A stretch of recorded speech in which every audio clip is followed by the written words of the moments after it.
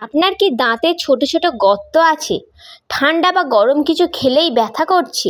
মুখে কি সবসময় বাজে গন্ধ থাকে? সাবধান, এগুলো কিন্তু কোনো সাধারণ সমস্যা না। এগুলো হলো দাঁতের ক্যাভিটি, পোকা এবং পাথর জমার লক্ষণ। কিন্তু আজ আমি আপনাকে এমন কিছু ঘরোয়া উপায় বলবো যেগুলো নিয়মিত করলে আপনি এই সমস্যাগুলো থেকে অনেকটাই মুক্তি পেতে পারেন, তাও কোনো ওষুধ ছাড়াই। তো ভিডিওটা স্কিপ করবেন না, শেষ পর্যন্ত দেখুন, কারণ শেষের দিকে টিপসটা মিস করলে আপনারই ক্ষতি। নমস্কার বন্ধুরা, স্বাগতম আপনাদেরকে। আজকের ভিডিওতে আমরা খুবই গুরুত্বপূর্ণ একটা বিষয় নিয়ে আলোচনা করব, দাঁতের ক্যাভিটি এবং পোকা লাগা ও দাঁতে পাথর জমা নিয়ে। আমাদের মধ্যে অনেকেই এই সমস্যায় ভুগছেন কিন্তু গুরুত্ব দিচ্ছেন না।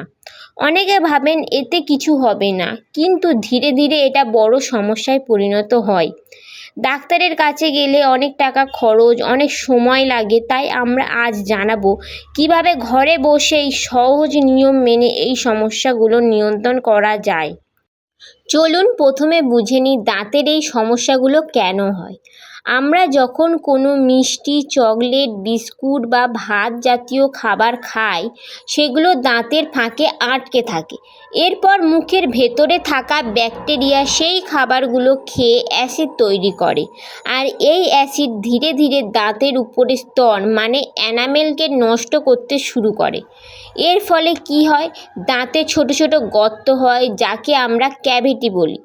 দাঁত ভেতর থেকে পচতে থাকে, যাকে আমরা পোকা বলি। আর পরিষ্কার না করলে জমে যায় এবং শক্ত পাথরের মতো স্তর হয়, যাকে আমরা টার্টার বলি। এই পুরো প্রক্রিয়াটা ধীরে ধীরে হয়, তাই অনেকেই প্রথমে বুঝতে পারেন না। এখন প্রশ্ন হলো, আপনি বুঝবেন কিভাবে আপনার দাঁতের সমস্যা হয়েছে? কিছু সাধারণ লক্ষণ আছে। 1 নম্বর, ঠান্ডা বা গরম খাবারে দাঁতে ঝাঁকুনি বা ব্যথা হওয়া। 2 নম্বর যেটা হয় সেটা হলো দাঁতে কালো এবং বাদামি দাগ হওয়া। 3 নম্বর, মুখে সবসময় বাজে গন্ধ হওয়া। 4 নম্বর, মাড়ি ফুলে যাওয়া এবং রক্ত পড়া। 5 নম্বর যে সমস্যাটা হয় সেটা হলো দাঁত হলুদ এবং নোংরা হয়ে যাওয়া। যদি এই লক্ষণগুলো আপনার মধ্যে থাকে তাহলে আর দেরি করবেন না, এখনই যত্ন নেওয়া শুরু করুন।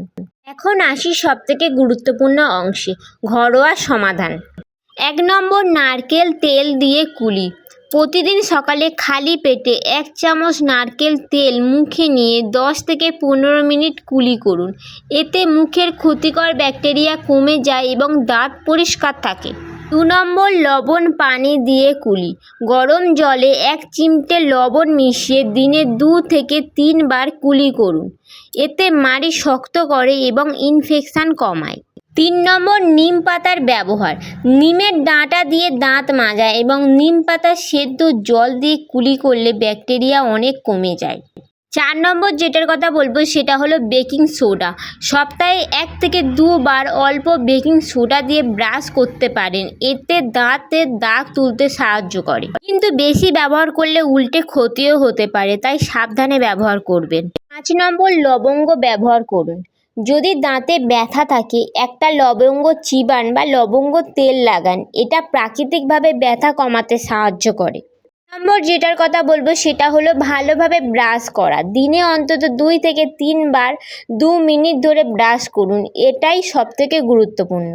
দাঁতে পাথর জমা অনেকেরই হয়, এটা সাধারণত ব্রাশে পুরোপুরি ওঠে না, তাই নিয়মিত ব্রাশ করুন। বেশি জমে গেলে ডেন্টিস্টের কাছে ক্লিন করান। ঘরোয়া উপায় শুধু নিয়ন্ত্রণ করতে সাহায্য করে, পুরোপুরি তুলে ফেলতে নয়। কিছু ভুল অভ্যাস আছে যেগুলো করলে দাঁতের সমস্যা আরও বেশি বাড়তে পারে। 1 নম্বর, বেশি মিষ্টি জাতীয় খাবার খাওয়া। 2 নম্বর, ব্রাশ না করে ঘুমোনো। 3 নম্বর, ব্রাশ শক্ত ব্যবহার করা। 4 নম্বর, দাঁত দিয়ে বোতল বা শক্ত জিনিস খোলা। এই অভ্যেসগুলো এখনই বন্ধ করুন। বন্ধুরা, আজকের ভিডিওতে আমরা জানালাম কিভাবে দাঁতের ক্যাভিটি, পোকা এবং পাথর জমা নিয়ে নিজেকে বাঁচাবেন ঘরোয়া উপায়ে। মনে রাখবেন, নিয়মিত যত্নই সবথেকে বড় চিকিৎসা। তো ভিডিওটা ভালো লাগলে লাইক করবেন, কমেন্টে আপনার মতামত জানাবেন। এমন দরকারি ভিডিও পেতে চ্যানেলটিকে সাবস্ক্রাইব করতে ভুলবেন না। ধন্যবাদ, ভালো থাকবেন, সুস্থ থাকবেন।